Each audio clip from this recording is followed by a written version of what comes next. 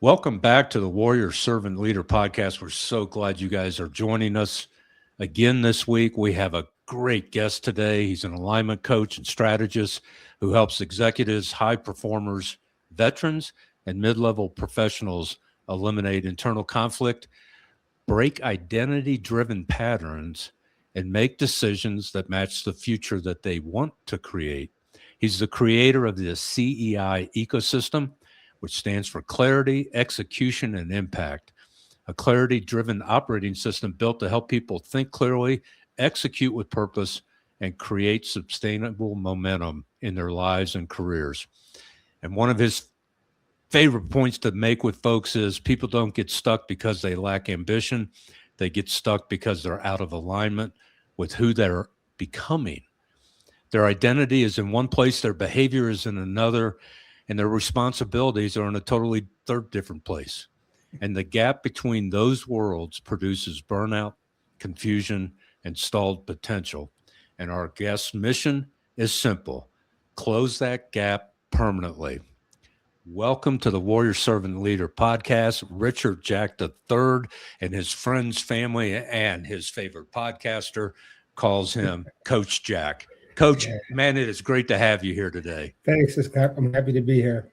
So, man, let's just jump right in because there's a lot to get into, and we're going to get your story and your 20 year career in the Air Force and different things. But I just want to jump right in because your insights. One of my favorite is this is what you wrote in some material that I was studying up on.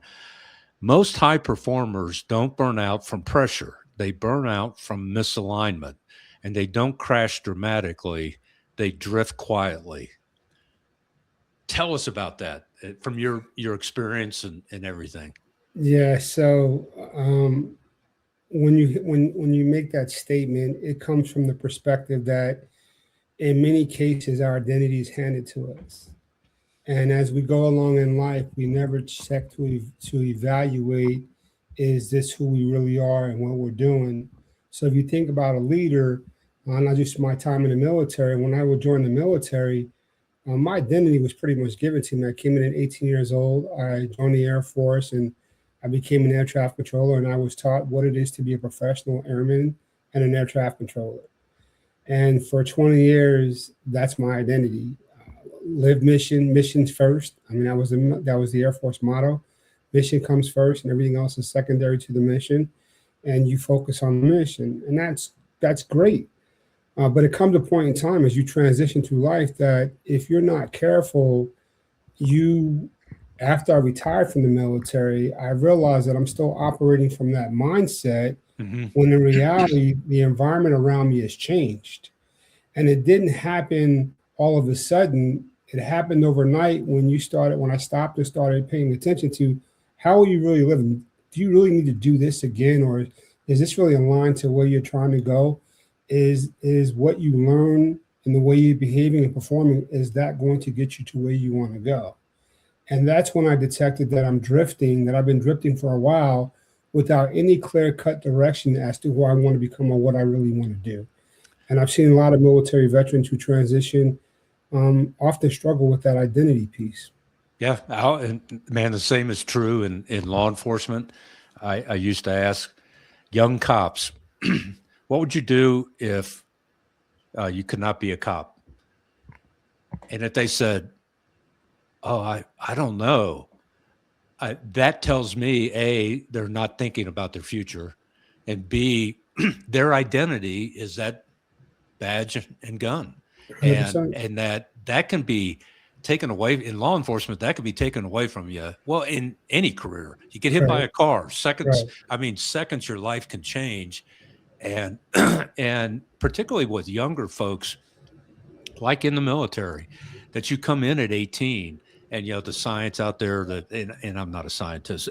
You have tremendous background in this from your education and what the neuroscience of an 18-year-old frontal lobe, Right, whatever the right. parts of the brain aren't even fully developed yet, Yeah, and yeah. we're giving them like in the Air Force. Our youngest son was in security forces, and he joined when he was 18, and he's given a gun and a badge and responsibilities that in the civilian world, he wouldn't even be eligible to apply for another 3 years. Yeah. So, so what are the I don't want to say hacks, but what are the lessons or processes and no nonsense strategies that folks can utilize to first recognize when they're drifting, and second, doing something about it? Yeah, that's a great question. Most of the time, we're unaware these things are happening. And I think it's really important that we do a self check in occasionally to kind of make sure that we're on pace to be who we say we want to become or who we want to be. You take a CEO who's been in a job for about 20 or 30 years, he hits a retirement age, and now all of a sudden his identity is tied to his job and his position. And he hasn't paid attention to his family as much.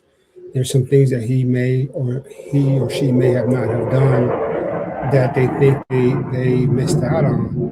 Well, that's because they haven't checked in with themselves and really established an identity that they want to be. So what I try to encourage people to think about is who you want to become in the process. 18 years old, I retired when I was 38 years old. I remember sitting on my chase. I had my family here for my retirement ceremony, the day of my ceremony, and I looked around and I said, I've done 20 years in the military, in the Air Force as an air traffic controller. Love the job, but it's not something I want to pursue anymore. And now what do I do? Yeah. And it was at that moment in my life when I realized that how many people out there are struggling through the same process that I'm going through? How many people are unaware that they've taken on roles and responsibilities that have become their defining, but they're not really attached to who they are in terms of their values? And that's a really important concept, that your decisions should be based upon your values. Now let's take this a step further.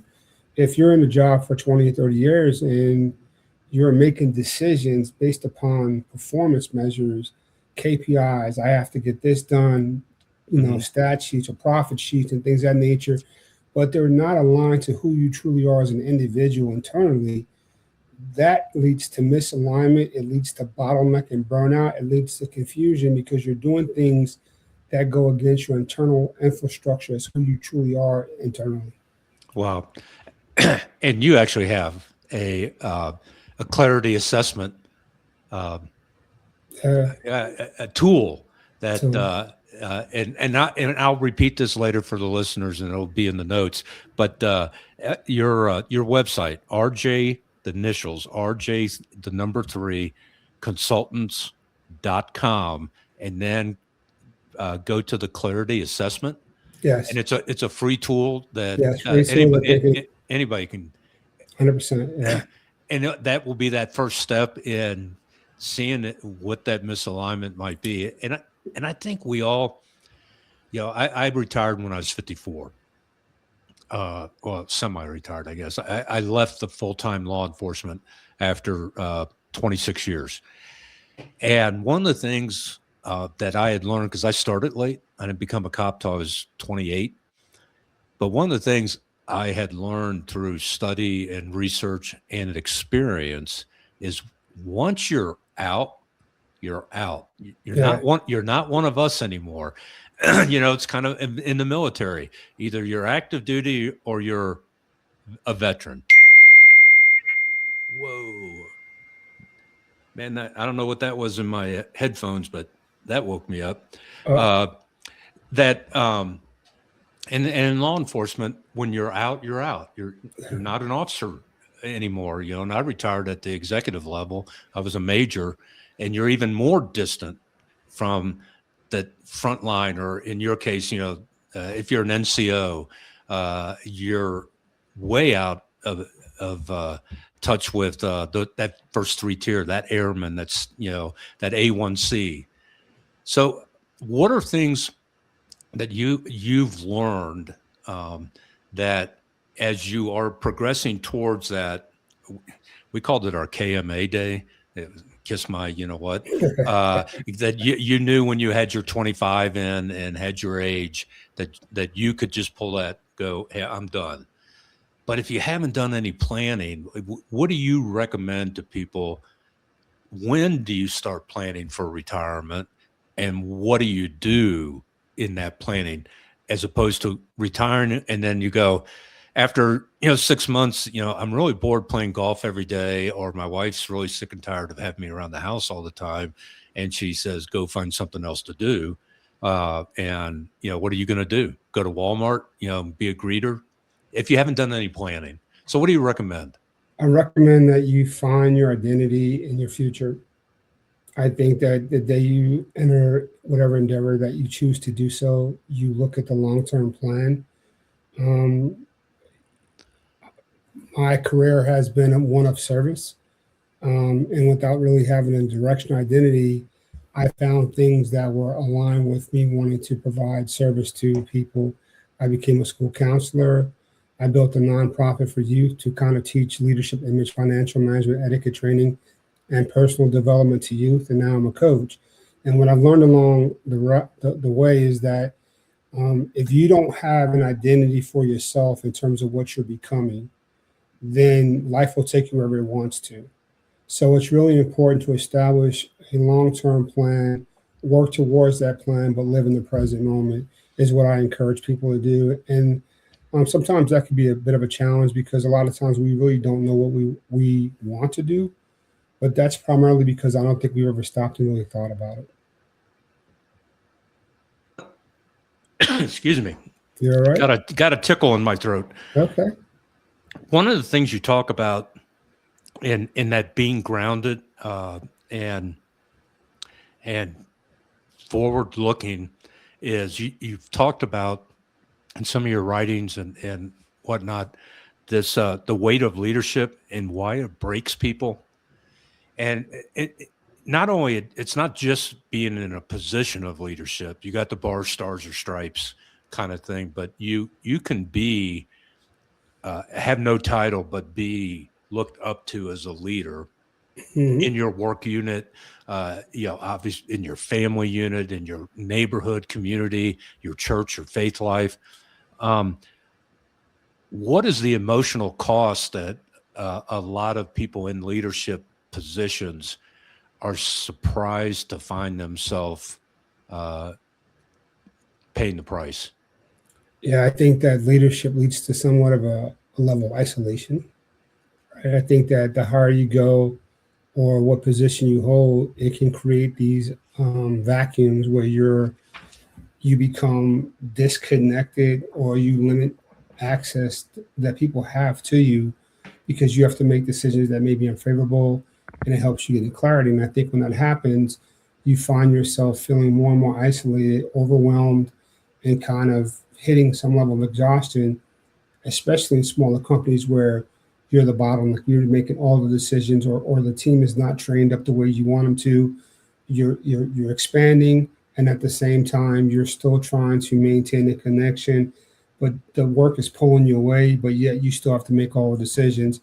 And I think in that particular situation, you can run into different situations like I'm isolated because I can't stop working. So I have to keep working because I'm afraid of what's going to happen if I stop working. Mm-hmm. I can delegate it, but then I feel like if I delegate it, it may not get done. Or I mean, there's various situations that kind of lead to, at the end of the day, exhaustion, decision fatigue, bottleneck, burnout. And I think those are all controllable or can be eliminated with just proper planning and some thought process behind it. Yeah, I think that one of the biggest dangers I experienced until a lieutenant kind of got my mind straight when I was a sergeant is there's a fine line between leading by example and doing somebody else's job for them. And the biggest leadership lie we were ever told growing up was if you want it done right, do it yourself. Yeah. And I really firmly was entrenched in that if you want it done right, do it yourself. I was also firmly entrenched in suck it up, buttercup, and not share that burnout or fatigue. And those are harmful. But how do we get people in those leadership positions, or especially like you say, you're in that entrepreneurial arena. You're a small business. You're not GM type deal, but you're in a smaller business. How do we get people in those positions the skills to get the right people in the right seats and reduce that fear of failure in their business lives, their personal lives? And I know you've talked about there's also a spiritual cost to this whole rat race almost that you find yourself in. What are the skill sets that we need as leaders to have, and how do we get them? That's a great question. When it comes to hiring personnel to support you, there's an adage out there that says, hire slow, fire fast.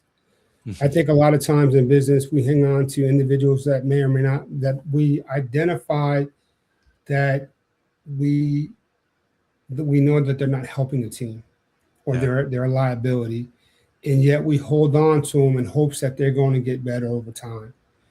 And that has a direct impact on the employer, because the more that person is inept, the more the leader has to make the decisions eventually, right? It just trickles down in that way. And I think in many cases, it comes to putting together proper procedures and processes to ensure that you're hiring the right people. And, it takes time to kind of figure these things out as you go along, but they are essential. So when you think about clarity, execute, impact, clarity is about getting clear on first who you are, right? That's the key point. Who are you as a person, as identity? Then we get into the idea that we have to connect to ourselves. Or is that identity aligned to our value system? Okay. And then we have to commit to being the individual that we need to be to make that happen. When you get into the execute phase, can we envision seeing that through? Can we understand the vision of how we want this laid out to move forward? And that comes with the correct policies and procedures. It comes with understanding, what do I need to do to ensure that I can get there? And then you have to engineer that infrastructure, right? You have to create the infrastructure to make sure that my policy procedure align not to what the job requires as much, but are they aligned to both the job mission and my values? Because I don't want to go against my values, because that's when you have misalignment. You want to make sure that you're strategically intact and using tact to kind of align these things so that it's not creating a burden on the individual. Does that make sense? Yeah, it does. And I think a lot of times you'll hear it couched in terms of what you're talking about, the mission, vision, and values is the culture, of what you as, if you are literally the owner or the CEO, that you literally have to spell out what you expect and accept in yourself, in how you think, how you talk, how you behave at work and in your personal life. Because if you're loving, empathetic, and compassionate off the job, but you're the north end of a southbound horse at the job, then you probably need some clinical help type deal. And how do we, whether we're in a position of leadership because we have, the initials behind our name, CEO, CFO, COO, whatever they are, or chief, deputy chief, major, all those titles. How do you recommend that people in those positions communicate those values and mission and vision and culture that they expect in the workplace? That's a great question. I want to add a perspective to this as well. Okay. What I've noticed in many times is that you get the title and then you become the title. Yeah. Right. Like if you think about, well, let's take you, for example, 26 or 36, you said 26 years, correct? Yeah. So 26 in, you went in and you began to take on the identity of the positions that you held based upon your progression and the expectation of the position. At some particular point in time, that causes you to drift away from who you truly are. There's signs of it, but yet the mission and the vision of what the mission requires becomes your primary way of thinking. I think that in order to combat that, you have to be aware that it may be happening, and you have to stay true to your identity. If you don't check your identity and align the position or the task to what's truly in your heart as your identity, then you'll definitely drift into other areas that may not be who you are. And I'll just take myself an example. When I came at 18, I thought the military was rigid. I thought it was disciplined and strict. Now, people would say that those are all the things that the military is. I came out of a very strict household. My mom was my guardian, and she made sure that we followed suit, which I respected that. So when I joined the military, it wasn't too far off. But what I didn't understand was how entrenched you became in putting military first or the mission first. And I stopped taking or going home to see my family back on the East Coast as much, or I put performance above people. Yeah. Right. And you don't realize you're doing that until you realize that you've done it.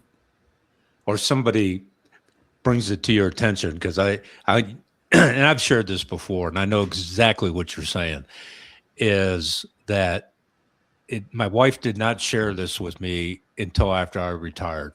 But I spent 13 years on midnights between being an officer, a sergeant, and a watch commander. And I did 3 years as a commander of narcotics and vice and intelligence, 3 years as a commander in all other crimes, violent crimes, misdemeanors, and all that. And I got you talk about that slowly drifting away, and I never had that self-realization. But my wife told me after I retired, she said for over half of my career, she felt like a single parent raising our kid, and we had 5 kids.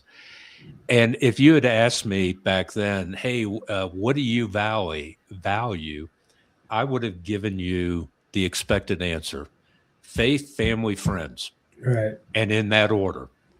But my behavior did not align, like you say, with those values. But I didn't see it because I was having fun. Yeah, chasing bad guys and putting dopers away and all those kinds of things. And she even shared with me that, we were on vacation one year down on the beach on the East Coast. And she goes, you spend half your time on the cell phone talking to informants and not enjoying vacation with the family. Yeah. But she was raised with that suck it up buttercup. She never complained once. And we're coming up on our 46th wedding anniversary. And so she stuck through all those hard times that were hard for her, but not for me. Yeah. And when we don't recognize that ourselves, we do need somebody, or you see it in somebody else, is that you see that drift. And if you're, in a position that you can, the trust is you need to help them get aligned the way you're talking, because what are the costs that you've seen in your career and in your post-military career with the consulting and stuff that you've done? What are the things you've seen that people are going, I wish I had known this years ago, because of the negative fallout they suffered? I see misalignment in positions. I see people taking on roles and responsibilities that really don't fit their character or who they are internally.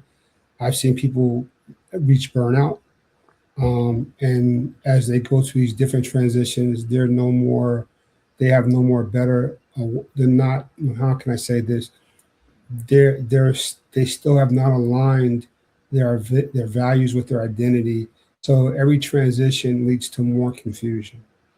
Right? They're not taking a pause and saying, let me get intact and let me align these things so that I'm more effective. How I always ask clients, how are you demonstrating your values in your everyday live life? Mm-hmm. Right? If it's not showing up every day in your life, then we might have to go back and take a deeper look at this and say, is that truly your values?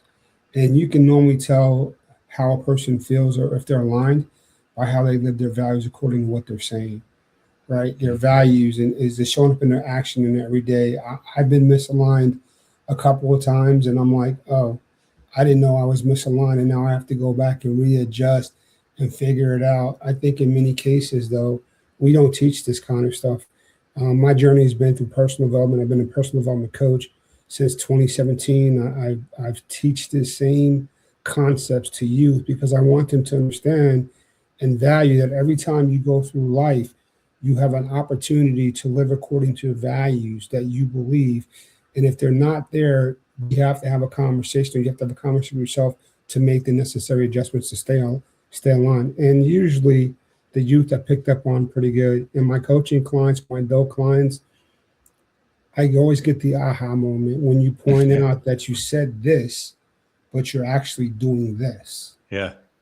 And so now you have an internal conflict because what you think you're doing and what you said you want to do and how you're showing up for yourself, they're misaligned across the board. So now it's a time to sit back and let's break this down and go into a deeper conversation to help the client get back in alignment with who they are. And I always go back to the be, do, have conversation, which is in order for you to have what you want or desire, you have to become that first before you have it. A lot of times people put the have, I want this, I want this, I want this, and they put the be, once I have this, I'll become that. That's not the way it works. You have to become it first to have it. If you don't become it, then you won't ever get there. The first thing that comes to mind is, and I would experience this a lot in law enforcement, is nobody calls the police when they're having a good day. Hey, stop by and have a cup of coffee. Yeah, they're having a bad day, and they're having conflict in their life. And you'd get in, and particularly in family troubles and domestic, disputes and other things, relationship kind of calls for service. And somebody would inevitably be yelling and screaming at you and telling you, I want you to treat me with respect and like a grown ass man. Yeah. And my thought was, well, when you start acting like one, you become one, then I'll treat you like one. That was my thought process as you're explaining the be and to become. And then the other thing, and I started using this maybe 15 years ago because somebody used it on me. And I've been retired since 2012. So this was just shortly before I retired. I wish I had known this way back when. Mm-hmm.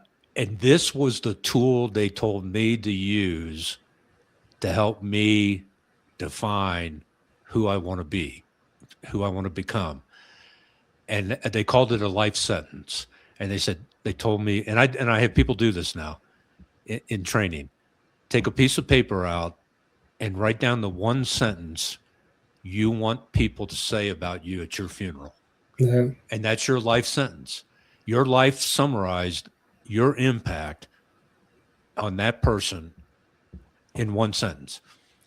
And then the self-assessment is, well, what are you doing or not doing to live that life sentence? Yeah. And it's a really easy wake-up call.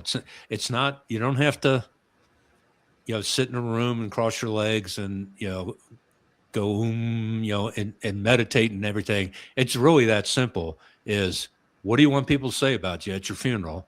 And then what are you doing right now today to either live that or not live it? And what are you going to do about it? Yeah. And once I think your experience would pan out with this and the people that you coach is once you have that aha moment, your life does radically change, but you still got to watch for the drift.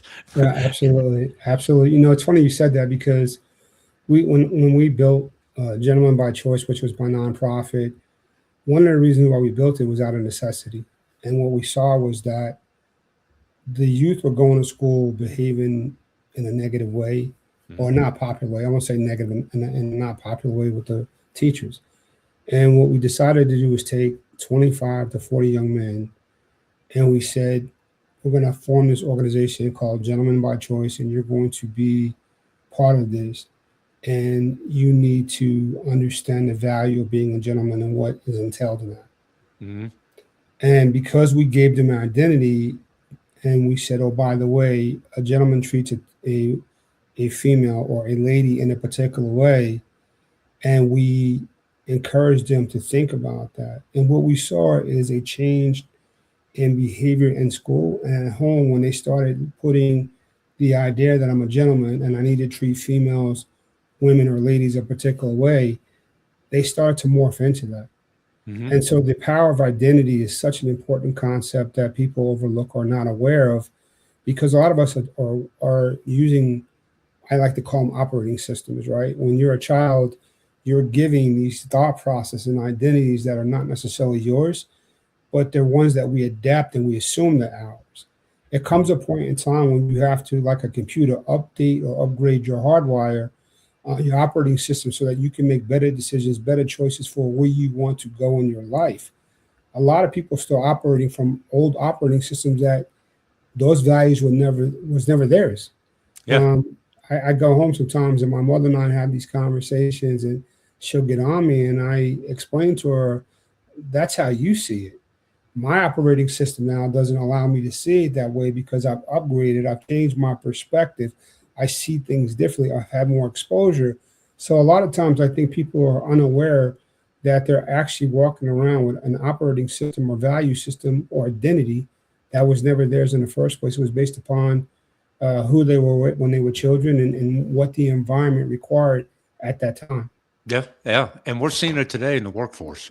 Yeah. You know, I was raised, children are to be seen and not heard. So how did we raise? How did I raise Yeah. our kids? Yeah. That's that operating system you're talking about, that it Yeah. hasn't been upgraded. And then I think in the last several generations, we've gone from that 1950s seen and not heard to oh, tell me how you're feeling, and what do you're asking your 6-year-old, well, what would you like for dinner? And they go Rice Krispies and donuts. Oh, honey, don't you want something else? And you capitulate, if you will, and instead of being the parent, Right. and the operating system they're growing up with is, if I scream enough, long enough, I'll get what I want. Yeah. And in the days of, my dad worked for the same company for 36 years, and we don't see that with, even in law enforcement, that cops will, oh, that department over there is paying 50 cents more an hour, or their officers all get take home Tahoes. I'm gonna quit here and go work over there. Yeah. And it's I really, here's what it kind of comes down to, is the social emotional learning skills seem to be very lacking in our children today, because of our parents of today and our school systems of today. And I think COVID was one of the most harmful things that ever happened to kids, particularly in that 10 to 13-year-old range, that completely lost contact with their friends and everything. So what are some of your suggestions of how do we get more people, more adults to buy into, like, your gentleman project? Or I know Two Cops on the East Coast, they have a very, very same thing. It was 100% voluntary. They're doing it in their capacity as police officers, but it's on their own time. And theirs is called Run Well. And the same thing. It's only for boys, and it's usually the ones that are struggling in trouble in school, in behavioral issues. to start learning those social and emotional skills to grow up to be a gentleman, to go to college if you want, or a trade, and not resigning yourself to, well, by the time I'm 18, I'll probably be in prison. That kind of Yeah, mindset. So what do we do? You and I are on the same page kind of deal. What can we do? What can our listeners do to go, I want that in my community. I want yeah. that at my workplace. So before I tackle, I want to share something with you. I may. The issue is not the children; it's Yeah. the parents. And what I find most fascinating is that we spend all of this money and resources trying to educate the child and change the child when the true issue is the parent. So I'm going to put all my energy into trying to fix this particular issue, or and I won't use the word fix, but massage it and make it better. And yet I'm putting them back in the same environment they came from, and expecting different results, and that creates more confusion. Yeah. That really creates more confusion. When we started our program in Las Vegas, we started with boys. We took it to 4 other states, Hawaii, Tacoma, Washington, and South Central LA, and we had great success. And then we also incorporated young women, so we had ladies by choice and gentlemen by choice. And everywhere I went, it wasn't a child that was the main. Well, let me put it this way: the commonality wasn't the children; it's the parents. If the parents don't possess the values that we are teaching, then it's going to make it more difficult for the child to behave the way that we encourage them to. And then we get into this conversation about who are you to tell us how society should behave? Well, I think there's some moral clarity that needs to happen in terms of how we should govern ourselves throughout life. And then you have the social media perspective, and you have what's going on in the world right now. All of these are contributing to our youth are getting further and further behind and more lost, if you will. So to answer your question, I think it takes us to really start to educate parents on how is your child behavior going to get her or him to the destination that you have for them. A lot of times, I think, I mean, even in my work with when I was working with the youth, parents would call me up and ask me questions about how to help them with their child, and I would sit in the conversation and ask a couple of questions. And I'd ask the question basically is, how does his behavior, her behavior reflect what's going on in your household? Mm. Like Yeah. we can't go further. I can't consult you on him or her until we get honest about what you're doing and how you're doing in the in your environment. I had a situation happen one day where we every year we held a black and white tie formal event. It was free for families and the students. Teachers invited. We'd raise money for it. And a parent called me one day and she said, "You want me to drive him? He's going to be late. He has to go get a haircut. Then I'm going to bring him to get dressed. And I needed him here 2 hours prior to the event." So she said to me, "Well, you want me to drop him off, go home and get changed, and come back?" I said, "Yes, ma'am. I don't see that's unreasonable since the whole event is pretty much free for you and your family. It's celebrating the hard work that young man put Yeah. into being a part of the organization." And she frowned upon that. So we've gotten into a society where everything is about entitlement now. And I think that's a dangerous place to be in. And I think it lacks moral fiber and moral clarity. And I think that in many cases, it spills over to the workforce and also working with adults.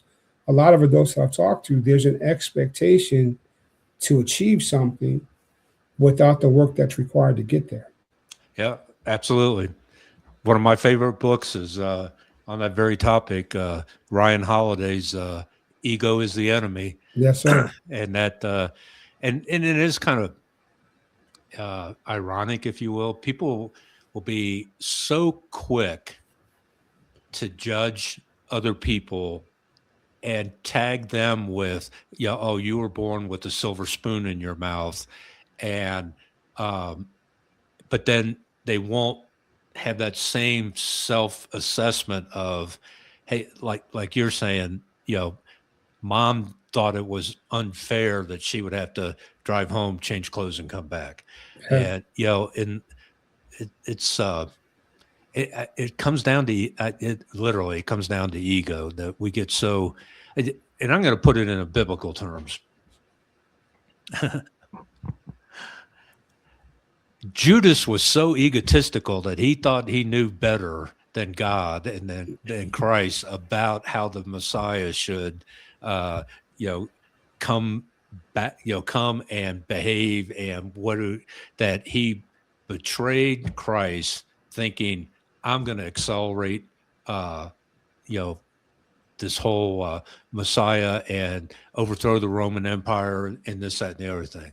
That he knew better than God. And sometimes not sometimes, a lot of times, we have that mindset that we know better than other people. And one of the things I learned when I was working human trafficking was I could not understand why 80% of the women and young and teenagers that we rescued, 80% of them would go back to their trafficker. And it took me a while to lose that judgmental mindset because I didn't understand the psychology of what they were suffering. Yeah. And I think what we need to do with our parents is, one, we need to understand their frustrations in today's world, which I get. But at the same time, there has to be accountability. There, like you say, there's moral absolutes, and how do we do that? Oh, I think from 12 years in working with youth and families, I'm not sure if I have a solution. What I do know is that education, and what I've seen with parents, some of them don't want to be educated. Right? The ego is so strong that they don't believe that their way is incorrect and that everyone else is wrong when we're having these types of conversations. And I think that until we have an honest dialogue that really explains the damage that's being done to our youth from a psychological perspective and the conditioning that's happened. I mean, I think that's the piece that's missing, is that a lot of times, and I have these conversations quite often, that a child's personality is formed by the time they're 7 years old. So the things that they learn at an early age, when it's imprinted upon them, most parents that are having children are unaware of that I'm aware of, right? Parents that I know that had, oh, he or she is beautiful. I love my baby. Great. But do you understand what it looks like to that child when you don't do certain things, or do you do certain things in front of that child and they're picking up like a sponge, and what outcome that could potentially cause them later on? And I think that because that education doesn't happen at that early stages for parents, and when I mean early stages, I mean pre-birth. And then the other question is, how do you get people or parents or expecting parents to embrace that kind of conversation and be willing to accept it so that they can make better choices for their child or their unborn child going into the future? I don't think those conversations are happening enough. And people tell me all the time, there's no book on how to raise a child. And I would argue the point that the Bible is the best book, number one. And number two is the information's out there. It's just that how do we encourage them to go get that information? Yeah. Right. I got involved in personal development because my identity was shaken. I wasn't clear on who I wanted to be. When I went to my first personal development seminar, I fell in love with the presenter, his information and content. And I'm like, I want to help people on a much bigger level. And that required me to make changes in my own life. But that's an accountability that I have for myself. How do we encourage other people to have that same level of accountability or something close to it? Even as CEOs, you look around, in our country right now, there's a wealth gap that's happening right now. And there's people out there making millions and millions of dollars while the frontline worker can barely pay the bills. That's just a moral compass that's gone awry. it's not connected. There's something off in our country that is having this huge impact on us. And I think it starts with the parenting. Yeah, I agree with you. And people, a couple, I know people are going to be saying, well, you know, I don't know how to do this. I don't, I don't have the time. And they'll have a bunch of reasons why they can't. And the reality is, like you said, the Bible's the best place to go.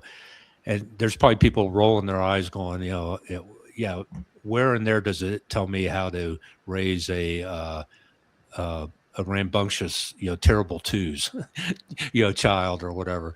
And I was like, well, I'd start with read the Beatitudes. Blessed are. And so those, is it giving you a step-by-step manual of what to do? No, I don't think so. But it is giving you the parameters of how you can be, blessed are the poor in spirit, blessed are the peacekeepers. But yeah, and then that's one. And the second thing is we are so ingrained, like I said earlier, with this, if you want it done right, do it yourself. Yeah. Well, I learned the hard way that no, you can't do it yourself. And you can either literally hire a coach or a mentor, or at least surround yourself with people that have the values and behaviors that you aspire to. And I remember, I think it was James Dobson.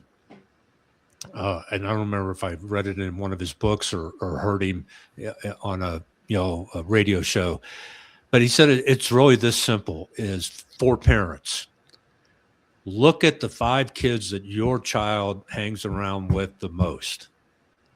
They're going to become like those 5, and if they're little hellions and ne'er-do-wells, or they're really nice and respectful, then your child's going to emulate and learn from that group because they're spending so much time with that group. Well, as parents, we need to do the same thing and spend that much time with parents who have the same values that we have or that you aspire to. And it takes time and it takes effort, but the return on investment is incredible. And it sounds complicated, but it's not. If it literally, you surround yourself with faith-filled, empathetic, compassionate parents, other parents, or maybe you don't even have kids, you're not married, but just other adults that have what you aspire to, then there's some laws of reality. You will become like that. Like read John Maxwell's 21 Irrefutable Laws of Leadership.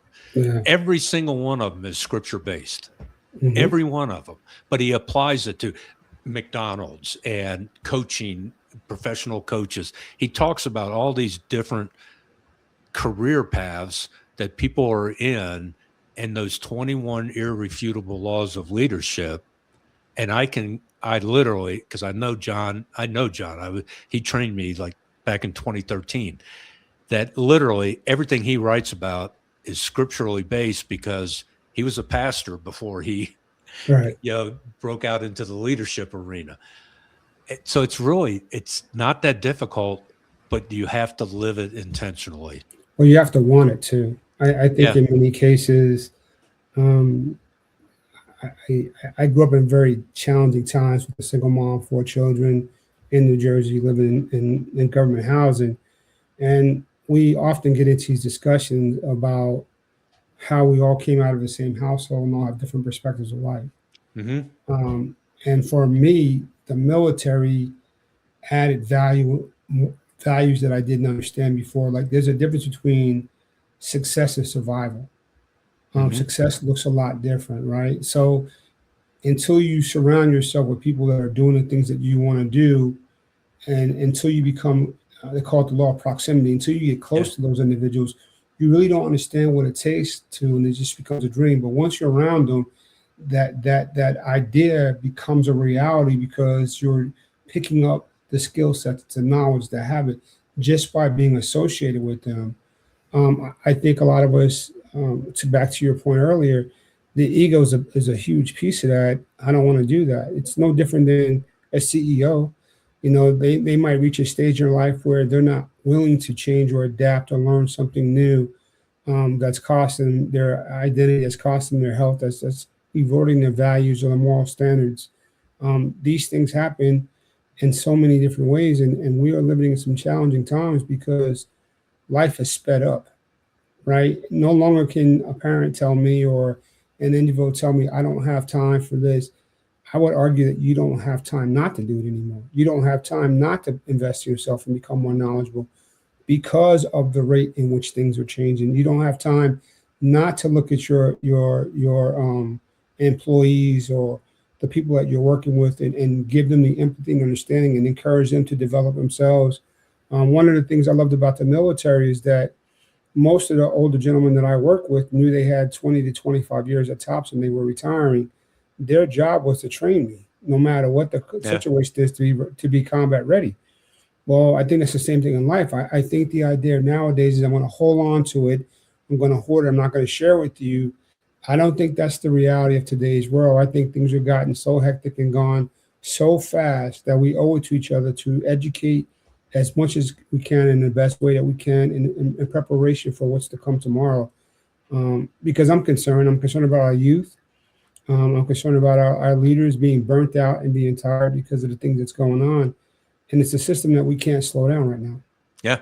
And it's not just our young people. I mean, I'm 68 years old, and it's like all the AI and the fast-paced evolution of technology and communication, how to communicate with people and stuff is changing so rapidly that even us old folks, we need to keep evolving and learning, or else we're going to get left behind or get disillusioned, get burned out, get isolated because we don't understand what's going on in the world because we're not putting in the effort to learn. And I we're Chat GPT and then Claude and whatever. And there's other ones out there. There's so many out there now. It's just like, I was getting overwhelmed with, what is all this? Cause I'm trying to start a podcast. A year ago, I actually hired a guy, Tony Taylor. He was a firefighter in the military, firefighter in the civilian world. I needed somebody to take my hand for 3 months and literally tell me what to do, how to do it, and when to do it in order to become what I wanted, which was a podcaster. Right. And that was a year ago. Yeah. And on my first podcast I released, it had 14 downloads or something, on one day. We're over total downloads 5,200. Yeah. And we have listeners in 32 countries on 6 continents. Beautiful. And so, like you were saying earlier, you got to be something to become, to get to what. And I learned how to be a podcaster before I became one. Absolutely. And it goes with our youth. Yeah. And so it's like, it's exciting. I'm 68. I'm probably busier now than I was when I actually had a full-time career. Yeah. Well, man, Coach, it is so great having you on today. I want to remind our listeners, RJ, the number 3, consultants.com. Jump on there. The clarity assessment tab is on there.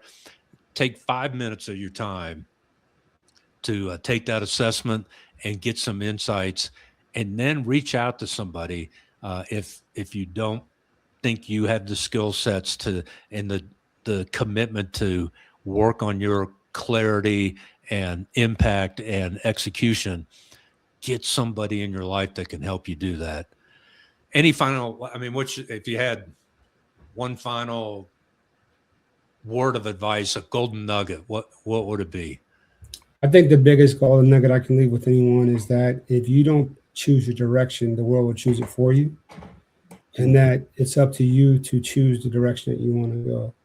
Whether you're a CEO or an individual that's climbing the corporate ladder, whether you're transitioning out of military, these things are so important in today's society that everything is changing at a speed that we cannot keep up with. And it's up to you to decide your future by getting clear on what you want, aligning up the activities for execution, and to create the legacy that you'd leave behind. Oh, man, great advice, Coach. For our listeners, thank you so much for joining us today. Step out of that comfort zone you're in and take this time to identify that clarity and what you really truly value and how you're living your life. As I close every episode, always strive to do the right thing at the right time, the right way, and for the right reasons, because that's what a warrior, a servant, and a leader does every day, every time. Share this episode with somebody that you know needs to hear it. And until next week, go out there and be a warrior, servant, and leader. Love you all.